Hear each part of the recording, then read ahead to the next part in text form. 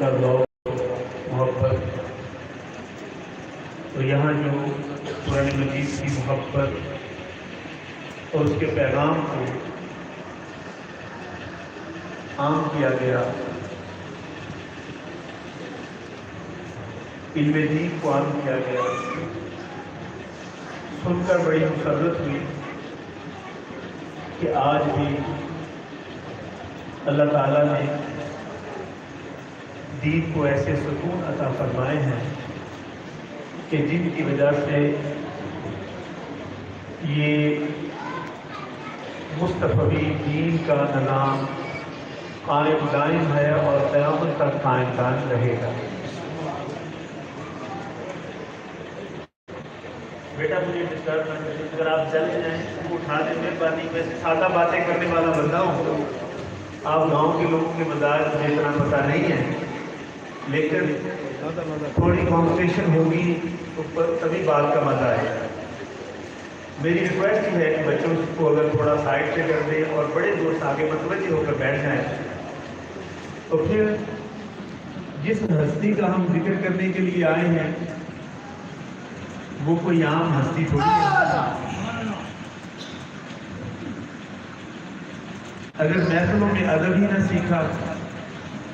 تو پھر محفلوں میں آنے کا ہی کیا فائدہ؟ کوئی بھی بندہ آتا ہے اسی سے بات شروع کر لیتا ہے، کوئی بھی بندہ آتا ہے وہ اپنی محبت کے دعویٰ کرتا ہے کہ میرا حضور سے بہت تعلق ہے، نبی پاک صلی اللہ علیہ وسلم کا مجھ سے بڑھ کر کوئی اور غلام نہیں ہے۔ ہو سکتا ہے، میرا خیال ہے کہ وہ اپنے دعوے میں ریاکاری کا بھی شکار ہو سکتا ہے، بناوٹ کا بھی شکار ہو سکتا ہے، لیکن کیوں نہ آج اس کا دعویٰ سنایا جائے جو ہمیں خدا تک ملانے آیا ہے۔ اللہ، کہ ہم تو اپنی محبت سے بڑے دعوے کرتے ہیں، ہم اللہ کے رسول صلی اللہ علیہ وسلم سے بہت محبت کرتے ہیں۔ آقا فرماتے ہیں میں تمہیں بتاؤں میرا تمہارے ساتھ کیسا تعلق ہے، میں تم سے کتنا پیار کرتا ہوں، میں تم سے کتنی محبت کرتا ہوں۔ ایک اعرابی بارگاہ رسالت آپ صلی اللہ علیہ وسلم میں حاضر ہوا اور ان کا کہتا ہے یا رسول اللہ صلی اللہ علیہ وسلم، میں حاجت مند ہوں، میری حاجت میں پورا کرنا۔ تو نبی پاک صلی اللہ علیہ وسلم نے اس وقت صحابہ کرام پر غربت کا دور تھا، آقا نے فرمایا اپنے بھائی کی مدد،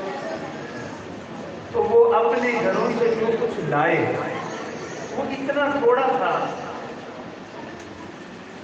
کہ شاید اس کی ضرورت پوری نہیں ہو سکتی تھی، لیکن نبی پاک صلی اللہ علیہ وسلم اس کے دل کے اندر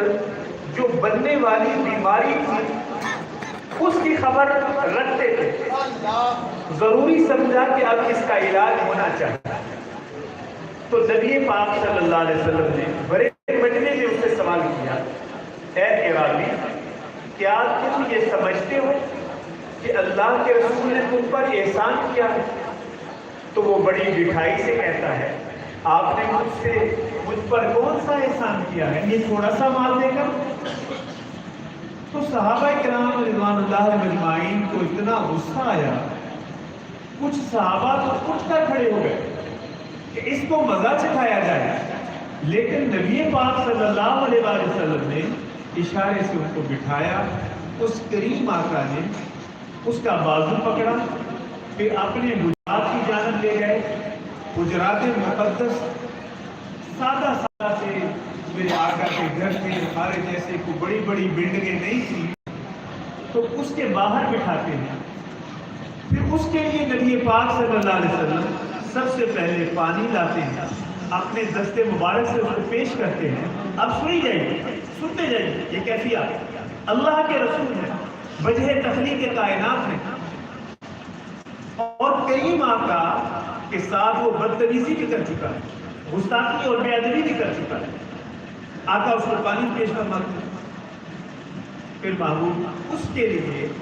اپنی ایک زوجہ محترمہ کے پاس تشریف لے جاتے ہیں، اس کے لیے سوال فرماتے ہیں، جو کچھ بھی ازواج مطہرات رضوان اللہ علیہم اجمعین کے پاس تھا وہ پیش کرتے ہیں۔ بات کس طرح ہے، اب اس کو احساس ہوا میں نے کتنے کریم آقا کا دل دکھایا، کتنی کریم النفس ہستی کا دل توڑ دیا میں۔ اور جب اس نے تھوڑا سا ڈھیر لگا دیکھا تو اب اللہ کے محبوب صلی اللہ علیہ وسلم نے فرمایا، اے عرابی، کیا تم یہ سمجھتے ہو کہ اللہ کے رسول صلی اللہ علیہ وسلم نے تم پر احسان کیا ہے؟ تو عرض کرتا ہے، یا رسول اللہ، آپ نے تو مجھ پر بہت بڑا احسان کیا، یہ تو خطا کار مجھے غلط سمجھ آ گئی۔ آقا نے فرمایا، تمہارے پہلے الفاظ غلاموں کے دل ٹوٹے،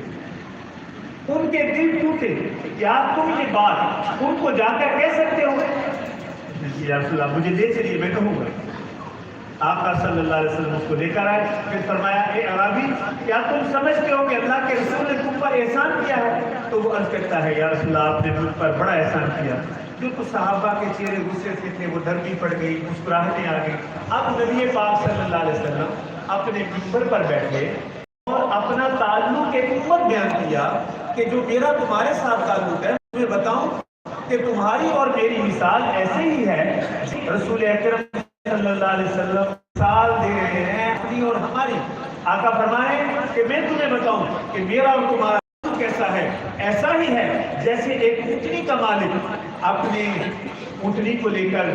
اپنے دوستوں کے ساتھ سفر پر نکلتا ہے، اپنے دوستوں کے ساتھ اونٹنی کو چھوڑتا ہے، اور اس کے بعد اس کو کچھ کام پڑ گیا، کوئی رفع حاجت کا کام پڑ گیا، وہ اس کی طرف جا رہا ہے، اس کے پیچھے اونٹنی بدک گئی۔ جب اونٹنی بدک جاتی ہے تو کسی کے قابو میں نہیں آتی، وہ جب بدکی تو دونوں نے، کسی نے ڈنڈا پکڑا، کسی نے سوٹا پکڑا، کسی نے نیزہ پکڑا، اس کو سنبھالنے کے لیے آوازیں کس رہے ہیں، اس کی طرف جا رہے ہیں، وہ اور بھی زیادہ غصے سے بکھری اور اس نے دوڑ لیا۔ جب مالک نے دیکھا، آواز سنا، شور سنا، اس نے کہا، یہ تو میری اونٹنی ہے اور میرے دوست میری محبت میں اب اس کو روکنے کے لیے یہ سارے قدم اٹھا رہے ہیں، تو لہٰذا وہ اپنے دوستوں کو آواز دیتا ہے۔